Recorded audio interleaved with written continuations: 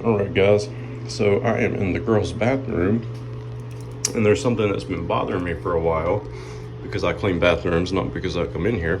And that's this thing right here on this side has broken, and it's been off for a couple, 2 or 3 months now, and it's been bothering me every time I clean it. It looks bad. I'm always embarrassed if somebody was to come in here and see this, so I'm gonna make a quick little fix for it. I don't have a new fixture, but at least it'll look better. So let me come back and show you what we're gonna do. All right, so we had some old vinyl that we use. It was inkjet vinyl that doesn't work through our printers, and I'm going to use this because it's waterproof. Just a little holdover to put over this place for the moment. I know it's, you know, not technically correct, but at least it'll look a little better. So yeah.